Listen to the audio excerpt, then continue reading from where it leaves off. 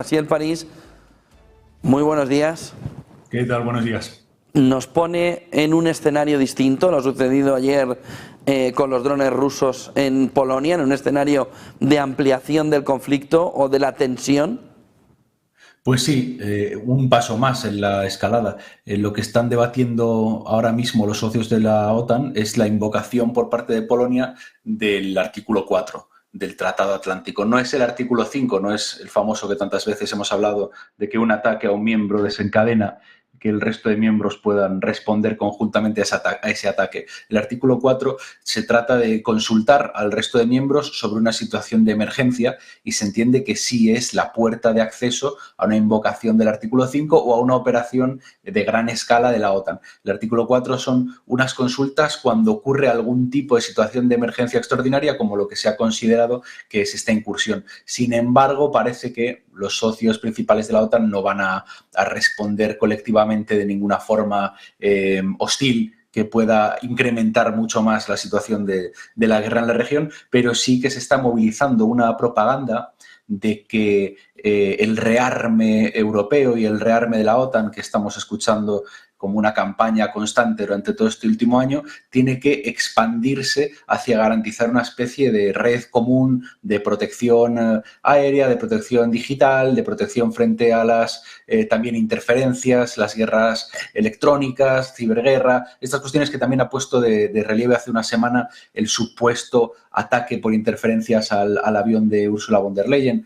Esto fue en Bulgaria. Creo que sí. Fue un mensaje que se lanzó entonces hace una semana y que se vuelve a lanzar ahora a raíz de los drones, de que Europa debe avanzar en un sistema de defensa electrónica que permita pues que Rusia no haga bien sea los ataques de interferencias, bien sea incursiones de drones como la que ha ocurrido este año o como otra menor que tuvo lugar el año pasado. Y evidentemente uno de los principales promotores de este programa de defensa común sería Ucrania. Ucrania concretamente se lo propone a Polonia, le propone a Polonia que compartan estos dos países como primer paso para una integración mayor en todo el espacio OTAN, un sistema conjunto de localización y de derribo de algún tipo de, todo tipo de intrusiones en el espacio aéreo. Y claro, la trampa que tiene esto es que Ucrania arrastraría a Polonia a implicarse más en el conflicto y con Polonia a su vez arrastraría el bloque de la OTAN, porque con este sistema conjunto ucraniano-polaco el resultado en la práctica sería que Polonia podría estar derribando directamente aeronaves rusas, fuera en territorio o en las inmediaciones del territorio polaco o en el territorio ucraniano, porque serían defensas compartidas. Y la implicación de esto, pues, de nuevo, una escalada más hacia el escenario tan temido de la Tercera Guerra Mundial, por lo dicho, porque Polonia estaría atacando ya directamente elementos rusos y con ello, pues también toda la OTAN se entendería que es responsable. Ya hay una situación, ya hay una cierta situación de implicación de la OTAN, porque recordemos que no solo la OTAN presta su inteligencia satelital, sino que incluso Polonia presta también su territorio para el traslado y transporte de armas a Ucrania, para el despliegue, parece ser, de algunos drones desde el propio territorio polaco, o eso se rumorea, y entonces Polonia ya de alguna forma está en entredicho que no esté ya participando, aunque sea indirectamente, ¿no? Por eso quizás se entienda que desde algunos sectores rusos hayan lanzado esta incursión. Hay muchas teorías al respecto. Si es algún tipo de toque de atención o de aviso o de tanteo de las capacidades de respuesta de la OTAN por el lado ruso. Si es un accidente, hay muchos accidentes en la zona, precisamente por lo que mencionamos antes de interferencias. Es muy normal que un pequeño grupo de drones, creo que esta incursión han sido unos 20 drones, pierdan sus mecanismos de guiado y se extravíen. De hecho, es Bielorrusia, es el socio de Rusia el que advierte de que esta incursión va a ocurrir y el que propone derribarlos. O sea, aparentemente la narrativa oficial del bloque ruso-bielorruso no es que esto sea un ataque, sino un tipo de accidente con el que ellos mismos están dispuestos a colaborar para que no llegue a mayores. A partir de aquí, Jassiel, el conflicto ha escalado. Tenemos una fotografía en la que Donald Trump ayer, un Truth Social, en el que decía "Here we go", ¿no?, hablando sobre la entrada de esos drones. Tenemos una posición más unida de Estados Unidos y de Europa, o vamos a tenerla en los próximos meses, después de todo lo que está sucediendo y después de Alaska y de que no haya un camino hacia la paz. ¿Va a haber una posición más unida de Europa-Estados Unidos?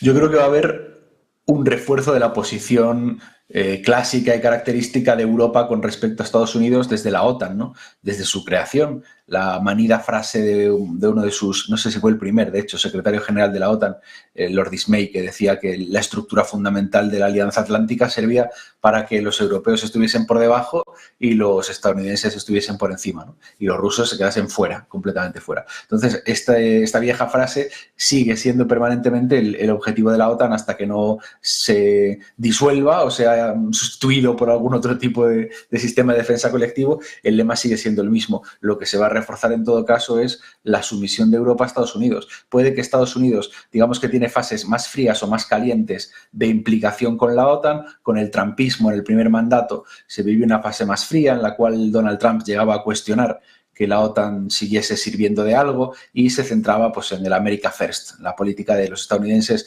Miramos primero nuestras inmediatas necesidades de seguridad y nos olvidamos un poco de los socios europeos. Ahí la Unión Europea empezó a hablar de su autonomía estratégica y a plantearse sus propios artículos del Tratado de la Unión Europea al respecto de capacidades de autodefensa. Y bueno, los europeos venimos soñando, curiosamente, en realidad, no con una autonomía estratégica, sino con poder profundizar e incrementar nuestra dependencia de Estados Unidos. Porque al final los europeos no estaban por la labor, hasta ahora que ha empezado a hablarse del rearme, y ya veremos, los europeos no estaban por la labor de gastarse la millonada que se gasta Estados Unidos en el presupuesto de defensa, que es el principal del planeta, ¿no? Entonces a los europeos les venía bien, o a los líderes europeos al menos les venía bien, o eso decían, que fuese Estados Unidos el que corriese con los costes de esta factura de defensa a cambio de una serie de concesiones políticas europeas, concretamente ceñirse a grandes rasgos a los objetivos geopolíticos de Estados Unidos, a los objetivos geopolíticos del atlantismo. Seguimos en esa línea. Donald Trump ha hecho en esta segunda legislatura amagos también de fase fría con los socios europeos de la OTAN, de preferir negociar directamente con Rusia y los europeos que estén por su lado, pero a medida que ese escenario parece más difícil, pues se vuelve a consolidar el viejo esquema jerárquico. Estados Unidos manda, Estados Unidos nos impondrá sus objetivos, Estados Unidos está dispuesto a vendernos su armamento con el presupuesto que le dediquemos a estas compras en el nuevo programa de rearme europeo, y los europeos a cambio seguiremos obedeciendo lo que Estados Unidos nos dicte con respecto a Israel, con respecto a Irán, con respecto a China, con respecto a Rusia. Incluso con respecto a Rusia llevaremos nosotros los europeos la voz cantante, ¿no? Seguiremos siendo los más belicistas con Rusia, y a Estados Unidos le parecerá bien, mientras que Trump no logre cerrar un acuerdo en sus términos, le parecerá bien que sean los europeos los que, en caso de una posible escalada,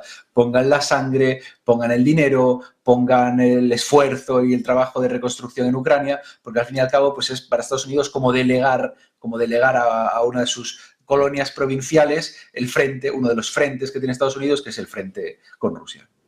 Hoy es un día triste para los defensores de la democracia y de que, aunque no le gusten las opiniones de otros, hay que respetarlos. Ayer fallecía a tiros en Utah Charlie Kirk. Quería conocer una valoración tuya no de la situación, que también, si la quieres dala, sino del clima de tensión política irrespirable que empieza a verse por todo el mundo, cuando sobre todo el clima de tensión viene de la izquierda. Y yo creo que hay que quitar ese ya complejo, ¿no?, de la derecha, ¿no? Mire, al final Bolsonaro, intento de asesinato; Trump, intento de asesinato; Villavicencio, asesinado; Kirk, asesinado; Miguel Uribe, asesinado.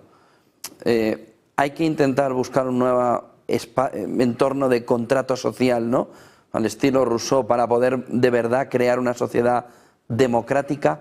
¿O crees que ahora mismo es prácticamente imposible con la posición de una izquierda que está en el monte directamente?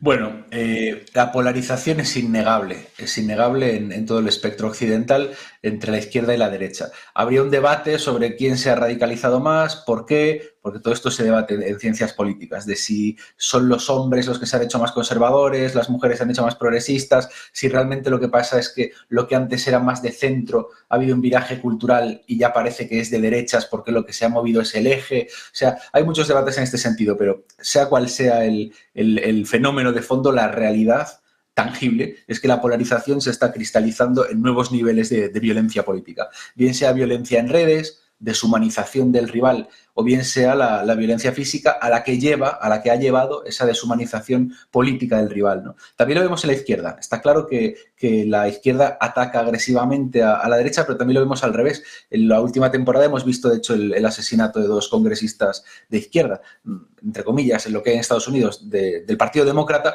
por parte de un tirador trampista, ¿no? Del entorno MAGA, o eso se decía de sí mismo, ¿no? Entonces, o también de otros líderes progresistas, como el intento de asesinato de Cristina Fernández de Kirchner. O sea que, digamos que la polarización, aunque pudiese ser más radical, lo puedo comprar, ¿eh? Aunque pudiese ser más radical la que está experimentando la izquierda contra la derecha, existe en ambas direcciones. Es lo que suele llevar a un conflicto como una guerra civil, por ejemplo, con la que Estados Unidos últimamente fantasea mucho, ¿no? A nivel subconsciente. Hemos visto la película esta hace un par de años de Civil War, ¿no? Que fue un éxito en Estados Unidos, donde se imaginan una segunda guerra civil estadounidense. Esta idea está en el subconsciente de los Estados Unidos y lo que lleva a ella siempre es que 2 bloques se polaricen. Evidentemente, cada bloque entiende que la culpa va a ser del otro, ¿no? Y como pasó en la Guerra Civil Española, lucharán por decir quién fue el que empezó, ¿no? No fue el asesinato de Calvo Sotelo, no fue el golpe de Estado del 36, no, en realidad, como decía algún historiador, empezó en el 1934 con la revuelta de los mineros en Asturias. O sea, al final se crean narrativas donde cada bloque, cada bando, evidentemente va a poner el origen en el otro, ¿no? Pero la realidad tangible es que si nadie detiene eso, se llega a una escalada que puede acabar en último caso en situaciones de guerra civil. Es una noticia pésima que, por mucho que nos guste o no nos guste el discurso del contrario, se entienda en una sociedad como la estadounidense que se puede acabar con ello de un disparo. También, otro elemento de cautela, veremos a ver quién es el tirador, porque ya presuponemos que será alguien progre, demócrata, woke, un rojo, lo que sea. Todavía no se sabe. Hay casos muy extraños en Estados Unidos donde gente cercana ideológicamente a uno asesina a uno porque difieren en no sé qué cosa, sobre Israel o sobre no sé qué, o de asesinatos a políticos o de gente con problemas de salud mental. Hay un montón de casos así que parece ser que... Parecería que tienen motivaciones políticas. No te lo preguntaba tanto por quién haya disparado, que no lo sabemos, como tú muy bien dices, sino por cómo reaccionó la izquierda.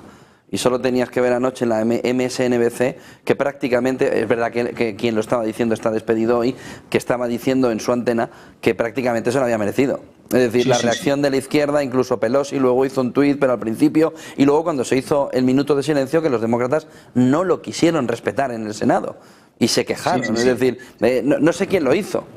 Sé cómo reaccionó la izquierda. Entonces, en ese es el punto también que nos marca el clima de tensión, porque, oiga, si usted no tiene nada bueno que decir, mejor cállese, pero que encima esté usted diciendo... No, me refería a eso, perdona, Jaciel. Eso existe completamente, lo he estado leyendo ayer, con reacciones como la que dice, bueno, este hombre, Charlie Kirk, defendía la segunda enmienda, el derecho a portar armas, entonces, de alguna forma, ¿no? No lo dicen, no dicen que esté merecido. También leía comentarios, y yo soy muy crítico con Israel, pero son impresentables, que decían, bueno, este hombre ha defendido a Israel, que Israel es un estado criminal, entonces, pues, ya que ha defendido el crimen, o sea, sí he visto esas justificaciones. Yo he compartido hoy el tuit, el X, que ha puesto Barack Obama, ¿no? Que es como el gran referente de la progresía, diciendo que rezan por Charlie Kirk y por su familia, y creo que hay que ir por esa línea. Cuando es golpeado a alguien de la derecha de una forma intolerable y violenta, hay que apoyar y escuchar a la gente de izquierdas que se solidariza por ello y con ellos.